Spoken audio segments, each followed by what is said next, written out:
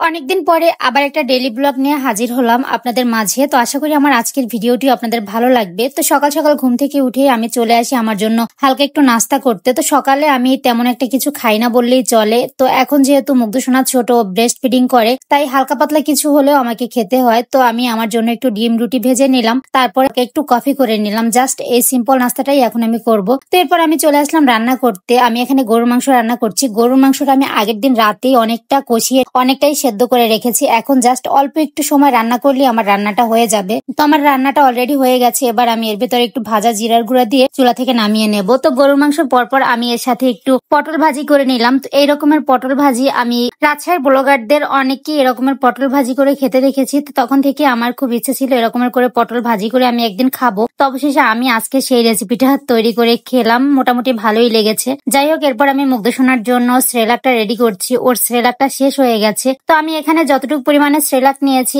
এ দিয়ে ওর 3-4 দিন কাভার হয়ে যাবে। তো আমি 3-4 দিন পরপরই একটু একটু করে সেরেলাক বানিয়ে ওকে খাওয়াই, একসাথে অনেকগুলো আমি বানাই না। যাই হোক, ওর সেরেলাকটা রেডি করার পর আমি আমার জন্য একটু ফল কেটে নিলাম। তো আমি এখানে একটা ড্রাগন ফল নিয়েছি। বর্তমানে যত রকমের ফল আছে তার ভেতরে ড্রাগন ফলটা কেন জানি না আমার এত পরিমাণে প্রিয় হয়ে গেছে, আমার কাছে খেতে খুবই ভালো লাগে। আর আমি যেহেতু পছন্দ করি, তাই আপনাদের ভাইয়া প্রায় আমার জন্য ড্রাগন ফল নিয়ে আসে। আর বাচ্চাদেরও একটু খাওয়ানোর চেষ্টা করি, ওরা একদমই পছন্দ করে না, আমি জোর করেই খাওয়াই। যাই হোক, এরপর খাওয়া দাওয়া শেষ করে বিকালে ছেলেকে নিয়ে চলে আসলাম কোচিং এ। তো ওকে কোচিং এ বসিয়ে দিয়ে আমরা ভাবিরা মিলে চলে গেলাম একটু কেনাকাটা করতে। তো আমরা সবাই ম্যাচিং 3 পিস কিনেছি। সবাই এক রকমের পরে একদিন ভিডিও করব, অবশ্যই আপনাদের সাথে শেয়ার করব। এই যে দেখেন, সি গ্রিন কালারের এই সুন্দর 3 পিসটা আমরা কিনেছি। তো এর সাথেই ম্যাচিং করে লেস কিনতে চলে আসলাম। তো লেস কেনার পর আমার মনে হলো যে এখান থেকে আমি কিছু চুড়ির মেটেরিয়ালস নিয়ে যাই, আমি নিজের জন্য কিছু চুড়ি বানাবো। তো সেই দিন তো আমি একটা ভিডিও আপলোড করলাম। তো অনেকেই জিজ্ঞেস করেছিলেন যে আমি চুড়ির মেটেরিয়ালস গুলো কোথা থেকে কিনেছি।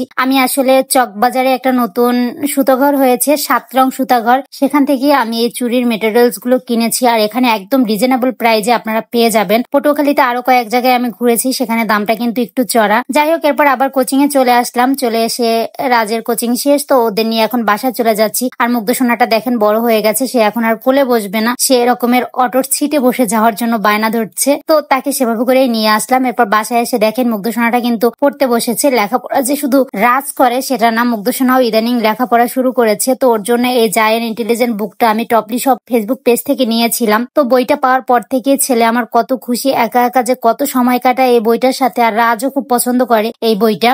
যাই হোক, এরপর সন্ধ্যার দিকে আমি একটু সেমাই রান্না করে নিচ্ছি। সন্ধ্যায় কি খাবো, আপনাদের ভাইয়ার আসতে নাকি লেট হবে। তো নাস্তা যেহেতু সেই নিয়ে আসে সন্ধ্যার সময়, তাই তার যেহেতু লেট হবে, তাই কিছু তো একটা বানিয়ে বাচ্চাদের খাওয়াতে হবে। তাই ভাবলাম যে একটু সেমাই রান্না করে নিই। তো সেমাই রান্নার পর আমি একটু চা বসিয়ে দিয়েছিলাম আমার জন্য। আর সেমাই রান্না করতে গেলে একটা ঝামেলা হয়, রাজ একদমই সেমাইয়ের ভেতরে কিশমিশ বাদাম পছন্দ করে না। তাই সেমাই রান্না করে ওর জন্য আলাদা করে রেখে দিয়ে তারপর আমাকে কিশমিশ বাদাম অ্যাড করতে হয়। যাই হোক, আজকের ভিডিওটা এখানেই শেষ করে দিচ্ছি। ভালো থাকবেন সবাই, আল্লাহ হাফেজ।